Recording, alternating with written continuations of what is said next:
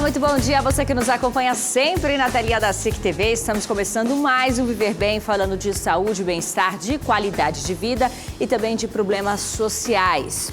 Um caso de um estupro de uma criança que ocorreu dos 6 aos 10 anos, que culminou na sua gravidez e finalmente no aborto. Causou comoção nacional e, infelizmente, estes casos não são raros. Pelo contrário, são milhares de crianças sendo abusadas e outras centenas de abortos infantis em redes públicas praticados diariamente. O que este caso pode nos ensinar? Como defender as crianças destes abusos? São as perguntas difíceis que a pediatra, a doutora Raquel Souto, e também a psicóloga, a doutora Elza Belotti, vão nos ajudar a entender e a responder aqui no nosso programa de hoje, no nosso Viver Bem de hoje. Muito bem-vindas, doutoras. Satisfação em recebê-las aqui conosco. Obrigada, viu? Renata. Obrigada pelo convite. Obrigada. Doutora Elza, a gente pode considerar hoje o abuso infantil um problema social? Ele se torna social porque ele atinge toda a sociedade. Esses indivíduos que cometem o abuso, eles estão na sociedade. E essas crianças agressivas, elas estão na sociedade também. É um problema público, sim. É mais comum do que a gente imagina. É muito mais comum. Esses dados que tem é um dado daquelas denúncias que são feitas. A gente precisa entender que a maior parte dos abusos, eles não são denunciados. E muitos deles, a maior parte deles, acontece de forma intrafamiliar, né? Por incrível que pareça, é exatamente isso. O padrasto, avô, às vezes até o pai, tio, aquele amigo próximo da família, o irmão mais velho. Lamentavelmente, é no seio familiar que os abusos mais acontecem. A criança, ela é capaz de dar sinais de que pode estar sofrendo um abuso? Ela pode dar sinais psicológicos deste tipo de ato? Com toda certeza, porque a criança ela é alegre, ela é espontânea. E quando um corpo é desrespeitado, quando o corpo é violado, quando algo de errado acontece, a primeira coisa que começa a acontecer é essa espontaneidade ser quebrada. E ela começa a ficar mais dentro do quarto, ficar mais calada, o rendimento escolar diminuir, ela fica às vezes agressiva. Então, às vezes, por ser alguém que é dentro da família, do seio familiar, fica despercebido, mas a criança está a todo momento mostrando sinais. Fisicamente, doutora Raquel, ela é capaz de dar sinais de que está passando por isso ou somente quando a situação já é mais grave, já ao final, na constatação de um exame médico legal? Na verdade, é mais esse quadro psicológico mesmo, comportamental. A criança ela começa a ficar muito introspectiva, às vezes não quer ter contato com a pessoa, mas assim, ela tende a afastar, mas assim, como a gente acaba que ela falou que assim, é despercebido, que é um ambiente familiar, então você acha que é normal. Ah, a criança está mais chata, a criança está mais afastada, mas assim, os sinais psicológicos, a questão de comportamental fica muito evidente. Só que como acaba que é dentro da sua própria casa, na maioria das vezes, então a gente demora às vezes para perceber. Tem uma idade certa, doutora, falando de desenvolvimento corporal dessa criança, para iniciar um diálogo com ela sobre sexualidade? Tem. O quanto antes vocês começarem o diálogo com relação à educação sexual, melhor. Porque assim, a gente tem um tabu muito grande com relação a isso. A gente tem um receio de falar, de achar que vai desenvolver, mas não, assim, se a casa não fala, se os pais não falam, em algum momento o estranho vai falar. Então possa ser que essa forma com que o estranho aborde seja a situação que ele precise para fazer essas questões de abuso. Então, assim, é importantíssimo a casa falar, é importantíssimo os pais falarem, é importantíssimo as crianças serem expostas a esse tipo de informação o quanto antes possível. De que forma, doutora Elza, pode haver esse diálogo com as crianças sobre sexualidade? Como falar deste assunto com os pequenos? Sexo ainda é um tabu e eu costumo dizer que nós somos deseducados sexualmente. É poder explicar para a criança o que é um toque, o que é um afeto. quando ele é erotizado. E não existe sim idade, a criança pequena, a forma de tocar a criança é falar, aqui a mamãe pode te tocar porque eu estou te limpando. Se uma outra pessoa te tocar aqui e você não se sentir confortável, você precisa falar com a mamãe, precisa falar com o papai e explicar o que é menstruação, o que é tesão, o que é o desejo. É poder deixar o sexo ser um tabu para ser algo, ser educativo, para que não cresçam num abuso ou até numa sexualidade desenfreada, porque não adianta esconder. Como a doutora falou, aquilo que é escondido, aquilo que não é dito, gera curiosidade. E às vezes essa curiosidade leva para as coisas que não é saudável. Aí a criança vai aprender através de site, através de filme pornô, da pior maneira possível. E para que essa conversa aconteça, né, doutora Raquel, é interessante ensinar a criança sobre o corpo dela, né? Sobre o corpo. E assim, o que ela falou é importante. Questão do toque, assim, a gente fala muito, né, tipo... A gente sai, fala lá com fulano, dá beijo no fulano, vai, cumprimenta. A criança não quer. Se a criança não quer, então respeita, assim, respeita os limites da criança. Não queira ser sociável com o seu filho sem respeitar o seu filho. Se ele não quer, não quer. É que ela falou, tipo, olha, eu tô limpando você, isso aqui não é para mexer. Até em consultas pediátricas, é importante que o pediatra tenha essa oportunidade de falar, olha, eu tô examinando você porque sua mãe tá aqui, seu pai tá aqui, eu posso te examinar, eu posso olhar. Porque assim, você vai tirar a roupa da criança, então aquilo ali é uma invasão para a criança. Tem algumas crianças que falam, eu não quero. Às vezes meninas de 9, 10 anos, às vezes que apresentam tipo enurese, eu preciso olhar, só que às vezes elas não querem. Então assim, respeita num primeiro momento para isso não se tornar uma realidade. Outra coisa que muitas mães fazem. Ai, filho, me dá um beijo. Ah, você não quer? Não, olha, eu vou te dar um pirulito. Olha, aquele pirulito, aquele sorvete. E assim, às vezes é inocente nosso, às vezes a gente fala isso rotineiramente, mas assim, é aquela coisa da recompensa. E o abusador geralmente entra na recompensa da criança. Então isso a gente tem que realmente se atentar para isso. A prática que às vezes o pai e a mãe fazem ali de forma carinhosa. De carinho. Até a cosquinha mesmo, né? Às vezes assim, a gente tá fazendo cosquinha, a criança tá, não, e você tá ali, a criança tá, não. Se ela fala não, é não. Não quer. Não, tá tudo bem. Se a gente, quando vai fazer com adulto, a gente fala não, por que a gente se respeita, né, e a criança não? Às vezes até você vai cumprimentar, tipo, ai, não quero falar com fulano não, vou passar. A criança não tem isso.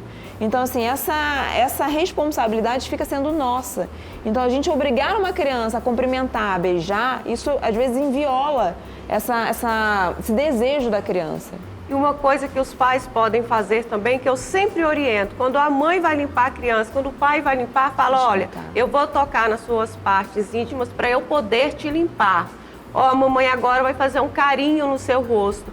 É ir falando para a criança o momento que vai ser tocada, porque ela vai falar, me tocou.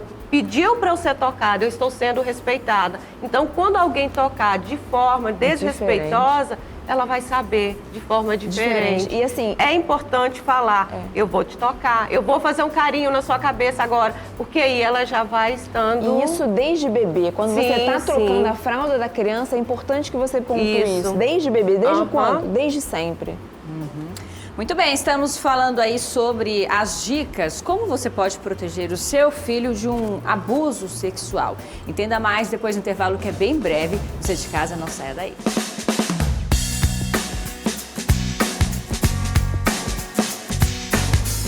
Muito bem, estamos de volta com o nosso programa de hoje, falando sobre abuso sexual infantil, de que formas você pode preparar o seu filho, a sua filha, para evitar que esse tipo de situação ocorra ou para que ela manifeste ao primeiro sinal. Mas antes, eu tenho uma dica super especial para você de casa que nos acompanha sempre na telinha da SIC TV. Afinal, se você quer mais tempo para relaxar e curtir a família, pensando nisso, a Betanin facilita o seu dia com uma completa linha de produtos para deixar a sua limpeza mais prática. Tem a linha Noviça com vassouras, rodos, mops e muitas outras opções incríveis. E para garantir a limpeza e a segurança da sua casa, tem os produtos Esfrebom com esponjas, panos, sacos para lixo e muito mais. E agora a Betanin reuniu uma dupla incrível para ajudar a você a deixar tudo limpo e fazer você ganhar mais. Quer ver? Limpeza precisa ser prática. E também tem que ser eficiente para garantir a sua saúde. Foi por isso que a Betanin juntou eu, Cris Flores, E eu, Dr. Bactéria. juntos nós vamos dar dicas de limpeza e cuidados com a sua casa. E tem mais, que tal ganhar R$500 por dia? É a promoção Betanin Todos Juntos. Tudo limpo, para concorrer é fácil. É só cadastrar a nota fiscal da compra de qualquer produto Betanin e você pode ganhar R$500 na hora, todo dia. Confira mais informações no site. Ah, viu só? É muito fácil participar da promoção. Basta você comprar produtos Betanin, cadastrar o cupom fiscal e saiba na hora se você ganhou R$500. Acesse o QR Code na tela ou acesse o site e saiba mais. Todos juntos, tudo limpo, Betanin R$500 todo dia para você. É a Betanin facilitando a sua vida. Dica aqui do nosso programa para você de casa, então, que nos acompanha sempre, tá? Agora, voltando a falar sobre o nosso tema de hoje, falando sobre abuso sexual infantil. Recentemente tivemos um caso nacional que comoveu aí toda a mídia e toda a população. Uma criança que sofria abuso dos 6 aos 10 anos de idade. É por isso que a gente trouxe esse tema aqui para o Viver Bem, porque esse é apenas um entre tantos casos que acontecem em todo o mundo. E ainda temos as questões das subnotificações. Doutora Raquel, o que geralmente ocorre é que os pais, eles esperam ali a criança entrar na fase da adolescência, como se ela não pudesse discutir sexualidade ainda na infância. É normalmente dessa forma que ocorre, né? É muito comum que isso ocorra porque a gente sempre liga a criança a um ar angelical, uma coisa pura, e por isso a gente acha que a gente não deve introduzir essa questão da educação sexual, mas isso é um erro. Porque assim, quando a gente chega na adolescência, os seus filhos cria aquele afastamento, eles começam a andar em grupo, eles começam a ter acesso à internet, às revistas, então eles acabam tendo essa informação de uma maneira que teoricamente não é para ter. Eu sempre fico brincando assim, religiosidade, aquilo que a gente quer que as crianças sejam, a gente começa a ensinar lá atrás. Então, por que a sexualidade, que é uma coisa que é tão importante, a gente espera a criança entrar na adolescência? Então, assim, quanto mais cedo, melhor. E ela tem as suas curiosidades, ela né? tem suas curiosidades. Por exemplo, quando os bebês, as crianças menores sempre perguntam ali sobre como nasceram, como é vendo uma gestante. Então, já desse momento que você pode começar um diálogo, né? E assim, a criança, como eu nasci? Aí, o que geralmente a gente fala? Ah, cegonha. Não, gente. A gente não precisa explicar. Eu sei que eu falo que assim, às vezes no primeiro momento a gente se choca, mas assim, você não precisa dar detalhes no primeiro momento, ainda mais quando as crianças são menores. Porque as crianças menores, elas querem justificativas menores. Mas assim, você precisa descrever, olha, meu parto foi assim, meu parto foi assado, seu pai, sua mãe, a gente precisa realmente descrever. E conforme a criança for crescendo, a gente pode explicar um pouco mais. A gente precisa realmente quebrar esse tabu da questão da sexualidade, da questão do sexo. Às vezes os pais ficam pensando, eu vou descrever, eu vou falar, eu posso estar fazendo com que a criança tenha mais interesse por aquele assunto, mas isso não é verdade, os estudos não provam isso. Os estudos provam exatamente ao contrário. Quanto mais acesso à informação a criança tem com relação à educação sexual, mais segura ela tem, mais ela consegue observar se tem alguma relação de abuso. Então, assim, é muito importante a gente falar. Doutora Ilza, é comum que o abusador ele utilize-se do poder da relação de confiança com a criança ou até mesmo da força física para colocar a criança em situações para as quais ela não tem condições ou maturidade biológica e psicológica para enfrentamento? Ah, sim, porque geralmente o abusador, ele tem um contato com a criança, então ele desenvolve um poder de afeto sobre a criança e com isso ele consegue persuadir. Como a doutora falou, oferecer um pirulito, um biscoito, um carinho. Senta aqui no colo do tio, que é só isso. Tudo isso é poder que ele tem sobre a criança, porque pelo fato de ser adulto e como que uma criança com um ser maior vai poder lidar com isso. E é muito importante dizer também que tem muitos meninos do gênero masculino sendo abusados por mulheres e que também não é dito, não é falado e que a gente precisa também ter um olhar para isso. A criança passando por esse momento, passando por esse tipo de situação, ela começa a se sentir insegura ali naquele ambiente familiar?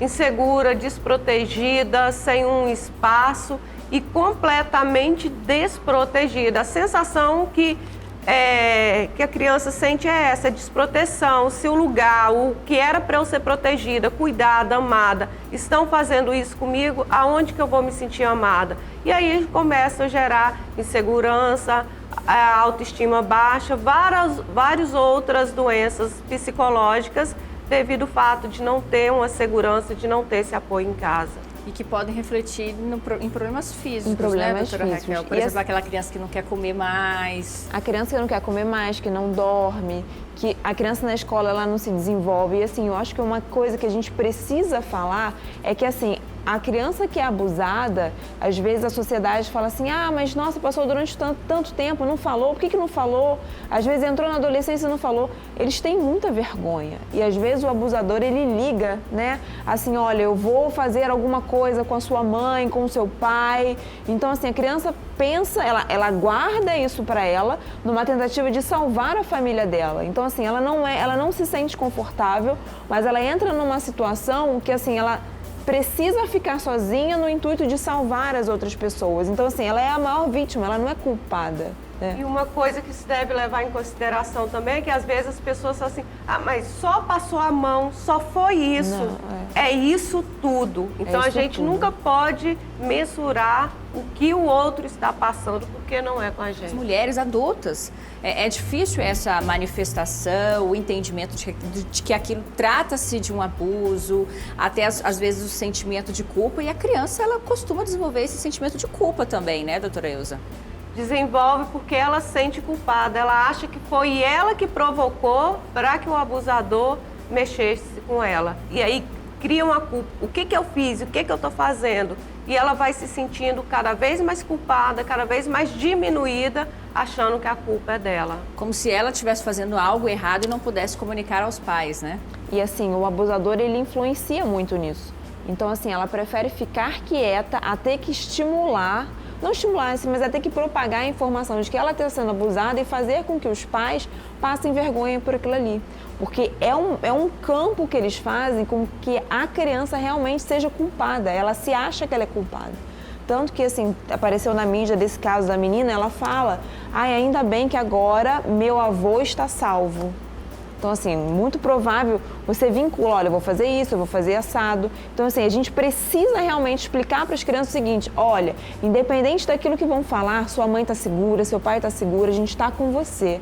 E essa é uma relação que a gente começa na criança. Se você tentar fazer isso só no início da adolescência, você perdeu um tempo enorme. Então, assim, você perde um tempo de apego, você perde um tempo de relacionamento. Então, assim, o quanto antes. E dar credibilidade para a criança. Quando a criança falar, não duvide, não coloque em xeque o que ela está falando. Ouve, por mais que você pode achar que é uma fantasia da criança, não coloque em xeque, porque ali você pode estar deixando de dar um socorro. Exatamente. Bom, e a gente separou aí alguns dados referentes ao problema social, que é o abuso infantil de crianças. E o Brasil tem 6 abortos por dia em meninas entre 10 e 14 anos estupradas. E isso são números, às vezes que podem ser ainda maiores, né, por conta da subnotificação. São dados do Fórum Brasileiro de Segurança Pública. A gente tem mais, olha só, um estupro é cometido a cada 8 minutos no Brasil. Também uma questão que nos preocupa bastante. São 180 casos todos os dias ocorrendo no nosso país. E mais da metade das vítimas de estupro no Brasil tem até 13 anos. Crianças, né? Mais de 20 mil meninas com menos de 15 anos ficam grávidas por ano. Também um dado do Fórum Brasileiro de Segurança Pública, 63% dos casos são cometidos contra vulneráveis e mais de 75% das vítimas conhecem o agressor. A gente falando naquela questão de que ocorre normalmente intrafamiliar. 80% das vítimas de estupro são do sexo feminino, mas ocorre também com os meninos, como a gente já ponderou aqui. 96% dos agressores são do sexo masculino. Então, são todos dados do Fórum Brasileiro de Segurança Pública que, como a gente já conversou aqui, podem ainda ser maiores, porque a gente sabe que o Brasil tem um problema com a subnotificação dos casos de abuso. Doutora Raquel, então, falar sobre a sexualidade com a criança. Às vezes o pai e a mãe têm um pouco desse medo de falar sobre este assunto e isso estimular a criança para um desenvolvimento precoce, para que ela perca a infância. Pode ocorrer? Eu falo que a gente deve falar, mas isso não estimula, os estudos não falam. E assim, a criança vê o pai beijando a mãe, e às vezes a criança tem aquela brincadeira, sou sua marida, sou sua marida. E o que às vezes a gente fala? Não fala isso é feio, não pode. Você tem que explicar, olha, seu pai com a sua mãe, você não precisa detalhar quando a criança ela é muito pequena, mas assim, a gente precisa expor esse tipo de informação para que a criança ela receba essa informação de pessoas que elas confiam, de pessoas que a gente sabe que vai dar uma informação de qualidade, porque ela vai buscar. De alguma forma ou outra, ela vai buscar. Às vezes não com 2 anos, não com 4 anos, mas assim, ela vai buscar com 6, ela vai buscar com 7, porque ela tem uma internet, ela tem uma escola, então assim, ela vai buscar. Então a gente precisa, em casa, ensinar esse tipo de coisa. E aquela brincadeirinha entre mães adultas de que a filha vai namorar com o filho, isso é correto? Isso não é correto. Crianças não namoram. Seu filho ou sua filha não é namorado de ninguém. Seu filho ou sua filha não é comprometido com ninguém. Crianças não namoram, do tipo, aperta a mão do fulano, que fulano é seu namorado. Quando fizer 10 anos, você vai... Não, crianças não namoram. É esse tipo de comportamento que é tão comum que a gente faz, isso estimula sim. Mas você explicar Nós o que fazemos é... na inocência. Na inocência, assim, não porque a mãe acha que isso... Não. Isso acaba que é o social, é a rotina. Se todo mundo faz, eu também vou fazer. Então é isso que sim que pode estimular. Ou tipo, beija fulano que fulano é seu namorado. Beija ciclano que fulano vai ser seu namorado. Então assim, esse tipo de comportamento não é para ter. Não é recomendado ter esse tipo de comportamento. E uma coisa válida também sobre falar sobre sexualidade o quanto antes é que evita que o menino seja um agressor depois. Então, a educação precisa ser para a menina se cuidar e para o menino respeitar, aprender a respeitar as mulheres também. E a gente tem sempre aquela coisa, né? Tipo, meu menino, ele vai ser homem, pegador. Essas coisas. Mas assim, não é, ele é uma criança. Crianças não namoram. Doutora Isa, essa forma de violência, ela traz consequências para as vítimas não só ali no momento em que ocorre, que o fato ocorre, mas isso pode acarretar aí em reflexos futuros na vida adulta, né? E uma das coisas que a gente mais percebe é a falta de prazer, de orgasmos, relacionamentos mal resolvidos, porque não teve uma infância onde pôde se falar de sexo, tanto masculino como feminino. E da questão da pessoa ela não ter autoestima, ela ficar destruída. Então, quanto antes puder falar de sexo em casa, fale sobre sexo. Aquela criança que sofre isso ali na infância, ela acaba que não se abre para relacionamentos numa vida adulta, né? A menina fica com dificuldade de um orgasmo, de prazer, de ter um parceiro, vai se sujeitar a qualquer tipo de relacionamento com medo de ficar sozinha. Então, são vários os fatores, são muitos os impactos que podem negativamente atrapalhar a vida adulta sexual. Agora, se o seu filho, se a criança, ela acaba perguntando sobre a sexualidade, é porque ela já está tendo algum tipo de contato com as informações? Como é que essa curiosidade surge e o que fazer na hora que ela surge? Primeiro momento, calma, né? Eu sempre fico brincando nessa hora. Essa hora você bota oxigênio para você dar socorro.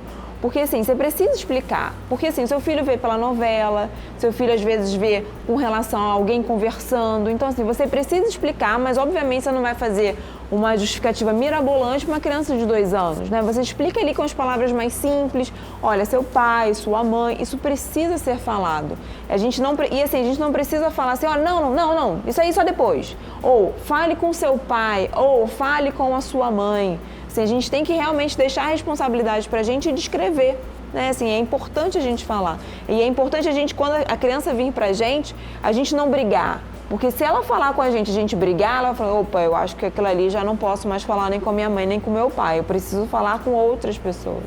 E a criança, ela reproduz o que vê. Então, às vezes, até com o animal, se tem um casalzinho de cachorro, eles veem os dois ali, um subindo em cima do outro, brincando, ela vai querer reproduzir. E não necessariamente ela está nessa coisa sexual, ela só está reproduzindo um comportamento. Eu falo que a criança é uma esponja, né? Tudo aquilo que ela é exposta, ela vê. A televisão tá demais, entendeu? Às vezes não tem horário assim, normal, às vezes na rua, no shopping. Sobre a questão da criança reproduzir tudo aquilo que ela vê.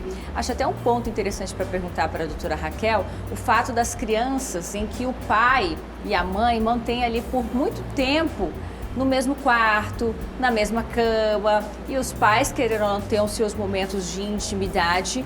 Isso pode, de certa forma, ali atrapalhar o desenvolvimento da criança, né? Caso a criança perceba algo, não é para ela estar ali vivenciando aquele momento, né? Não é para estar, é aquela coisa assim, tá dormindo, meu filho está dormindo, né? Eu tô aqui com meu marido, mas não, meu filho está dormindo.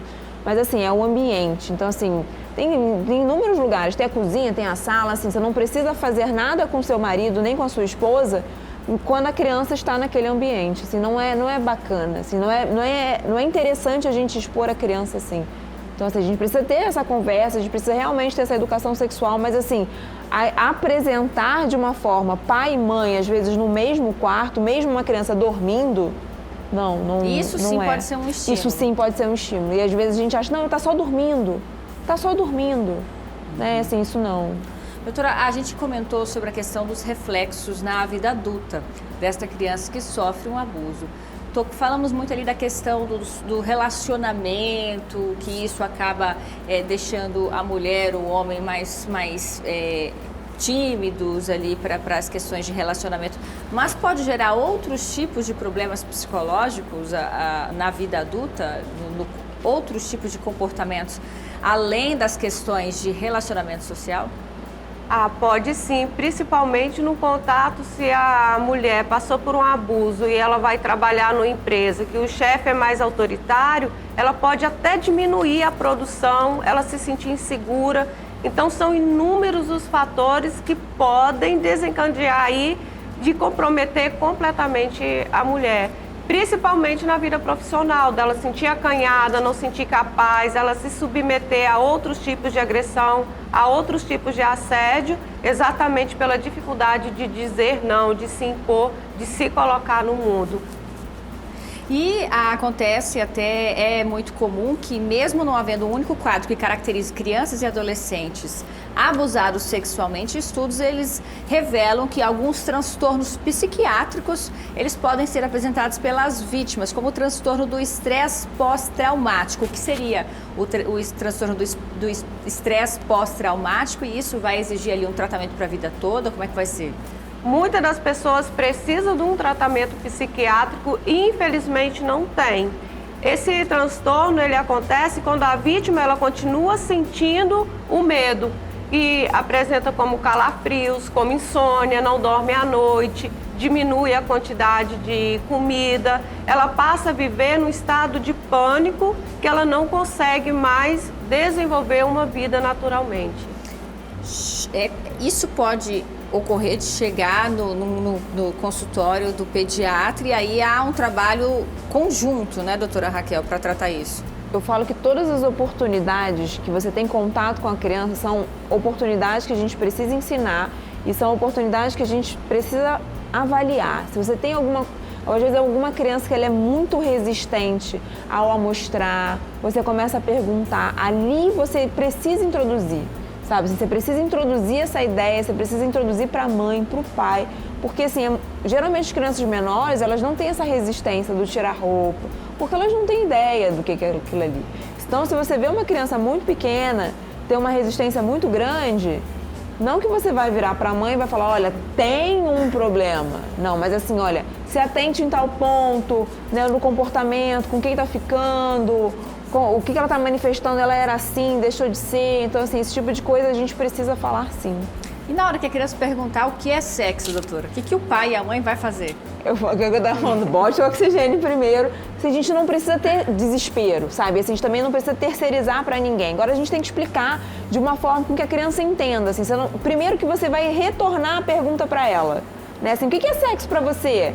Porque assim, às vezes a gente vai falar perguntas mirabolantes e ela tem uma mentalidade super pequenininha. Então, assim, a gente precisa acompanhar no pensamento dela. Então, como é que eu sei que é o pensamento dela? Eu retorno a pergunta para ela. Se ela falar, não sei, aí você explica, olha, seu pai, sua mãe tem um carinho, assim, assim, assado. Porque você descreve aquilo ali. Só que quando a criança é muito pequena, você pontua. Quando a criança é maior, você já consegue dar com mais detalhes. Mas assim, a gente precisa falar. Tem uma fase onde as crianças costumam fazer mais perguntas? Dos 5 anos, né? Dos 5, 6 anos, até porque, assim, já vai para a escola. Aí, assim, a criança na escola, ela tem outro contato com outras famílias que têm comportamentos diferentes que a gente possa ter em casa. Às vezes, a gente tem uma criança que possa estar passando por algum relacionamento abusivo, os pais estão se separando, tem aquela briga, tem toda aquela questão. Então, assim, as crianças ali, elas trocam experiências. Então, ali, 5, 6 anos, já sabe ler, já sabe ter, assim, ou começa a aprender a ler, já tem acesso mais à internet. Geralmente nessa idade que pergunta mais.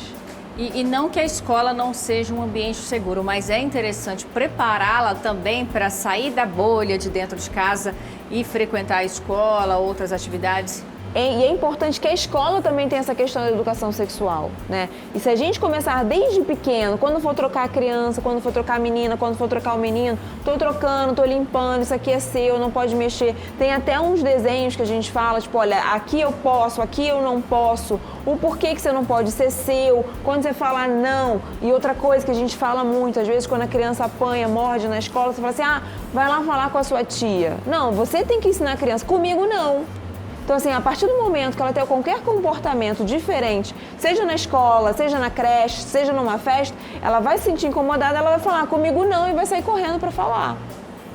Tá certo, queria agradecer a participação das duas aqui conosco, agradecer a participação da doutora Elza Belotti, deixar inclusive o Instagram dela na tela para quem quiser conhecer um pouquinho mais deste e outros temas através do perfil Elza Terapias. E também da doutora Raquel Souto, que está sempre ali trazendo abordagens diferenciadas para as mamães. Doutora Raquel Souto também na sua tela para você conhecer e acompanhar o trabalho dela. Agradecer a Celibras mais uma vez por trazer aqui a interpretação, para a gente levar a informação para o maior público possível, né? Trazendo, disseminando informação. Então, obrigada mais uma vez a todas. Renato. Obrigada a você de casa que nos acompanha sempre na telinha da SIC TV. Lembrando que o tema vai estar disponível após a exibição no nosso canal no YouTube, o canal SIC TV. A você, um ótimo fim de semana. Até lá, gente. Tchau.